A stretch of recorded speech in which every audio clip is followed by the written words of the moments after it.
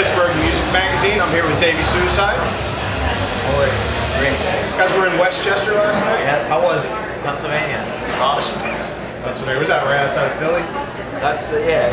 I guess Bam Margera used to own that place. Yeah. I was just with him last week. Were you? Yeah. What's he doing? He is with Fuckface Unstoppable. He's touring all over the place. Australia. Yeah, it's pretty. They do like Clutch and they just other covers. They do like Turbo Negro, stuff like that. And some random stuff. Yeah. No, the decor in that place was really cool. The vibe was great. Cool. We're going to all these cities, and I can't believe how many people know who we are. That's awesome. Well, speaking of that, I just read the Alternative Press article. You were named top 100 bands to watch out for, and you're featured in that, which is pretty awesome. Can you tell us a little bit about that? We met Mike Shea while we were on tour with Static X. He came out to San Diego and saw us, stood side stage, hung out with us all night, and we've been kept in touch ever since. It's like a real thing. They love the band. They love what we stand for. And, there's so many people that are trying to like solicit their stuff to AP. This was all just like they really believe in what we're doing. It's refreshing for a publication to go after an artist that because they want to instead of for a campaign to be there. And I think that's a testament to what we're doing. That's awesome. How was I saw the videos, which the videos from South by Southwest. Yeah. I really wanted to go this year and I wasn't able to. How's that scene? Was that your first time? Yeah, first time. I mean, you get past the chaos of the organization or disorganization. Once you get in your venue, we had two alternating stages. We were like 5 feet away from like Andrew WK and then Chris Carrabba's new band, and they played Dashboard songs, and then Chad from Become Glory, it's like Cyrus had their What's Eating Gilbert, and then Haley's girlfriend sang She's a Doll, and it was just like, we're right, it's like me to there, right there. Yeah. And it was awesome because we're just so not that world. Yeah. So like, we were joking when we roll up, like the neighborhood cops are in town and all the hippies were like standing back. The polarizing reactions that we got that day was really cool, and then they ended up like, wow, you guys' songs are awesome. And that's the thing that's been consistent. So even if people aren't into everything that we're doing, you can't deny that we write good songs. Yeah, absolutely. I was drawn to it right away.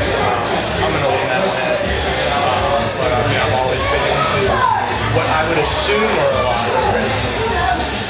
So correct me if I'm typo negative. No, see, I knew I was going to mess up. He's a tall frontman. Because I'm older, but like Bajas or even those guys. Not really either. Okay. I mean, obviously Manson. Yeah, that's that's the obvious. So, but like, I'd like to go beyond the obvious. What's the stuff beyond the obvious? Guns N' Roses is my favorite band. Eminem's my favorite. I saw that. And so that kind of like shocked me. His lyrics are so captivating to me, and just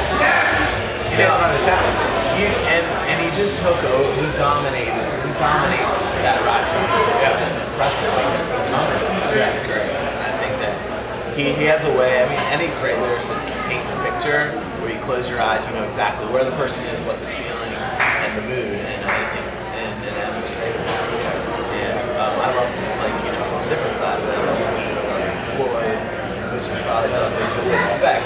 Obviously the Inch Nails is kind of old. I like the older, like the used, like the old stuff. Yeah. My kind of stuff was always They just broke up. But like that weird kind of feeling about it, like to me they're going out without like kind of hey, I'm gonna put out some crowd and just make some money off the kids. Yeah, I know, it's interesting. That band in their prime was really special. I think that they disconnected in the last 2 albums. I don't know if that was more the major label pushing them that way or they were just growing apart, but I feel like they were out of touch a little bit, which was maybe why they eventually disbanded. So I was checking out some of your paintings on the website. I appreciate that. As someone who really digs art and tries to do some art. When did you start? I mean, you're definitely a visual person. Yeah. I mean, that's a big part of your art in general, not just your music. Yeah. Everything. I mean, when I was 5 years old, my parents had me in painting classes. I remember I did a I'll do a big life-size thing, be like this, and have like a soccer shirt on with Superman on it, and this is bizarre. My parents still have it, but they always wanted me to do like art or something, you know, or playing sports and stuff. Just music's what makes me happy.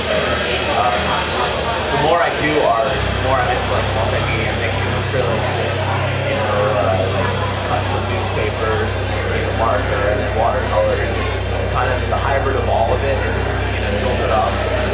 That's kind of like the Killer's paintings are multimedia. I'm really into that.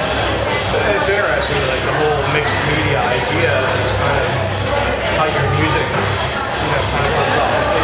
It's a mixed media art.